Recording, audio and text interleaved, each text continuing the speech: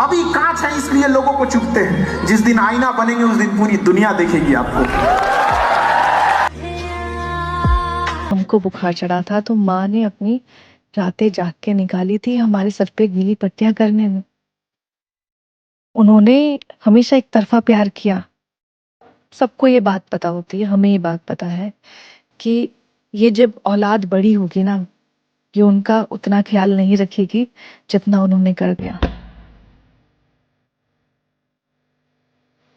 हर समय जरूरी नहीं, बहुत कुछ में भी खुश, कभी कभी छोड़ने में भी खुश। मस्त रहो। गलत करो मत तो गलत सहो मत, फिर तुम्हारा कोई बाल बांका नहीं कर सकता। ऐसे बिल्कुल मस्त रहो, इस शरण में हो, और जो दुख सुख आवे उसे भोगना सीखो, मिटा नहीं सकते। अगर कभी जीवन में हताश हो जाइएगा तो अपनी माँ की उस आंखों को याद कीजिएगा कि आपकी माँ, उस बूढ़ी माँ की आंख में अभी भी आपकी सफलता की उम्मीद लेके वो बैठी है घर में कि मेरा बेटा, मेरी बेटी सफल होकर आएगी। क्या आप उस माँ की आंखों में धूल झोंक देंगे?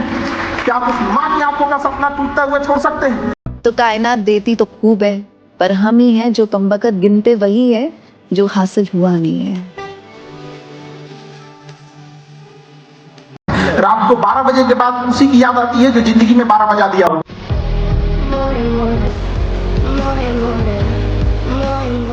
ऐसे मित्र को मित्र बनाओ जो हर परिस्थिति में आपका सहयोग करे। वो केवल श्री कृष्ण है, वो केवल प्रभु है, दूसरा कोई नहीं है। शायद आपने एक आदमी का नाम सुना हो, मैक्स वेबर उसको कहते हैं। मैक्स वेबर एक बहुत प्रसिद्ध समाजशास्त्री हुए हैं। उन्होंने कई किताबें लिखी, जिसमें से एक किताब बड़ी प्रसिद्ध है। उसका नाम है the Protestant ethics and the rise of and the spirit of capitalism. इस किताब में उन्होंने एक बड़ी गहरी केस स्टडी की, दुनिया के 6 प्रसिद्ध धर्मों का अध्ययन किया, जिसमें हिंदू धर्म भी आता है, और बताया कि किसी देश में पूंजीवाद आने का संबंध इस बात से कम है कि वहां रिसोर्सेस कितने हैं, जलवायु कैसी है। असली बात है कि वहां का धर्म क्या है, वहां का सोचने का तरीका क्या है। क्योंकि धर्म सिखाता है सोचने का तरीका, हम कैसे सोचते हैं, हमारे संस्कार कैसे हैं। और वो कहते हैं कि प्रोटेस्टेंट धर्म पश्चिम में आया तो पूंजीवाद पैदा हुआ, जबकि पश्चिम में पूंजीवाद पनपने की संभावनाएं कम थी। और उसने ये भी कहा कि भारत में पूंजीवाद के पनपने की संभावनाएं ज्यादा थी, किंतु हिंदू धर्म के अंदर वो स्कोप नहीं था कि पूंजीवाद पैदा हो। पर मेरे ख्याल से उसने भारत के जैन धर्म पे ध्यान नहीं दिया। अगर देता तो वो समझ पाता कि उन्हीं परिस्थितियों में कैसे एक छोटा सा समुदाय आर्थिक उद्यम के मामले में इतना आगे बढ़ सकता है। किसी को परखना हो तो भाई उसको ना किसी चीज के लिए ना करके देखो, हाँ, और फिर उसका रिएक्शन देखो। अगर वो आपके ना पे 10 सवाल जवाब नहीं कर रहा है ना, तो वो बढ़िया आदमी है। सत्य का लक्षण है तीनों कालों में अबाधित होना, भूतकाल, वर्तमान काल, भविष्य काल। जिसे किसी भी काल में खारिज न किया जा सके वो सत्य है, बाकी सत्य नहीं। जिसे किसी भी काल में जाना न जा सके वो असत्य है। जिसे किसी काल में जाना जा सकता है और किसी काल में खारिज हो जाता है वो मिथ्या है। एग्जाम्पल ले लीजिए, आपने सपना देखा, आप सुबह 3-4 बजे सपना देखने लगे तो बड़ा सुंदर सपना देख रहे हैं। वो व्यक्ति आपके सामने जिसको हमेशा चाहते कि सामने हो, पर होता नहीं कभी, आज वो हो गया सपने। उससे बात चल रही है, बढ़िया बातचीत चल रही है, बस वो आपसे अंतिम वाक्य कहने ही वाला है कि मैं तुम्हें बहुत पसंद करता हूं, इतने में नींद खुल गई है। उस आखिरी वाक्य छूट गया है। अब ये बताइए कि जब तक नींद खुली थी उससे 1 सेकंड पहले तक वो सपना था या सच था? एकदम सच था। नींद खुली तो एहसास हुआ, अरे धत, जो सपना नहीं किया। और फिर आपको बड़ा अफसोस भी होता है कि अरे यार कितनी सुंदर हसीन दुनिया थी, कहाँ फंस गए। तो सपना क्या है? मिथ्या है, क्योंकि एक समय सच लगा, एक समय के बाद झूठ हो गया। जो भी एक समय तक सच लगे, एक समय के बाद झूठ हो जाए, वो मिथ्या है। और सत्य वो है जो कभी झूठ नहीं होगा, जो कभी खारिज नहीं होगा, आपको पता है प्यार क्या होता है? प्यार वो होता है जिसके सामने मैं प्रॉपर तरीके से अपनी चीजें बोल सकूं, मुझे कोई हिचकिचाहट ना हो कि मेरी मतलब मैं अपनी फैमिली की चीजें बता सकूं, उसको अपनी मतलब सारी मन की बातें बता दूं, मतलब मुझे ये फील ना हो कि वो इंसान मुझे जज करेगा कल को खुल कर। लेकिन ऐसे लोग नहीं मिलते मुझे जीवन में, मतलब मैं नहीं विश्वास कर पाती, मैं नहीं अपनी बातें बोल पाती, मुझे डर लगता है। भजन करने लगा तब से थोड़ा सा कष्ट होने लग गया है।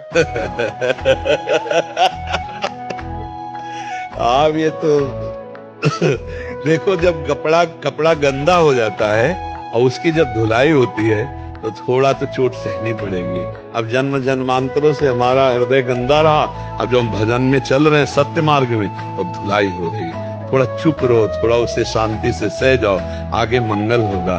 तो थोड़ा धर्म से चलने पर कष्ट तो हम मानते हैं आएंगे, क्योंकि जैसे दाग लग गया है, अब उसे छुटाना है तो रगड़ना पड़ेगा, उसको पटक पटक के कपड़ा धोना पड़ेगा, तो थोड़ी पटकन तो लगेगी, लेकिन निर्मल हो जाओगे, आनंदित हो जाओगे। हमारे बहुत जन्मों के पाप जमा है, इस जन्म के भी पाप है, लेकिन हम आपको धन्यवाद देते हैं कि आप इस जन्म की गलतियों को छोड़कर अब सच्चाई से चल रहे हो। तो ऊबना नहीं। देखो, गलत कर्म का फल मिलता है, तो क्या ये अच्छे कर्म का फल नहीं मिलेगा? आप सोचो, ये तुम्हारी नई खेती है, वो पुरानी खेती है। अब जो चल रहे हो, इसका फल नहीं है दुख, इसका फल है सुख। लेकिन जो बोया है उसका फल है दुख, वो आपको काटना है। ये पुरानी फसल है, इसको काट लीजिए। जो अभी फसल डाली है, ये जब रंग लाएगी तो आनंदित हो जाओगे, बहुत सुखी हो जाओगे। हमारी बात मान लो। बुरा वक्त जो होता है ना भाई, वो आंधी की तरह होता है। वो ना हर उस इंसान को उखाड़ के ले जाएगा जिसके पास कोई सपोर्ट नहीं होगा। और ये जो दोस्त होते हैं ना, ये तुम्हारा वो सपोर्ट होते हैं जो तुम्हें तुम्हारे उस बुरे वक्त में ना खड़े रहने की हिम्मत देते हैं।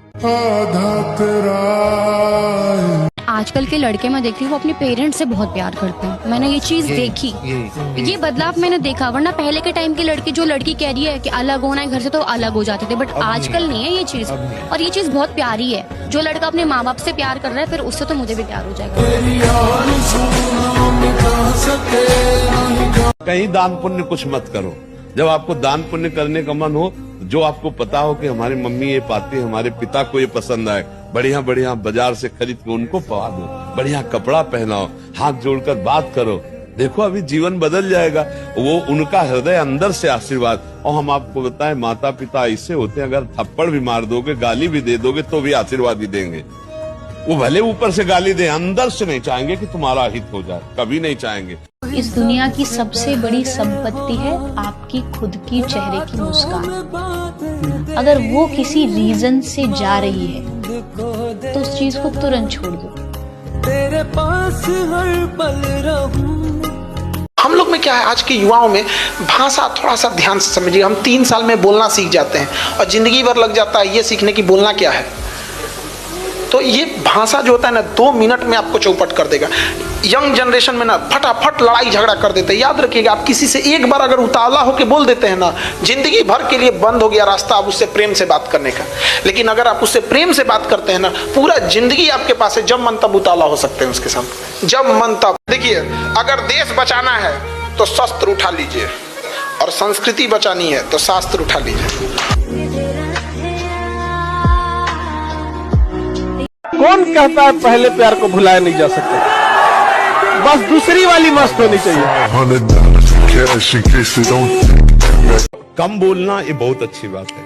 कम बोलना अच्छी बात है। जब बोलो विचार करके बोलो, नहीं मौन रहो, नाम जप करो, पर दूसरे की बोली हुई बात अपने हृदय में मत लाओ। प्रसन्न रहना सबसे बड़ी साधना है।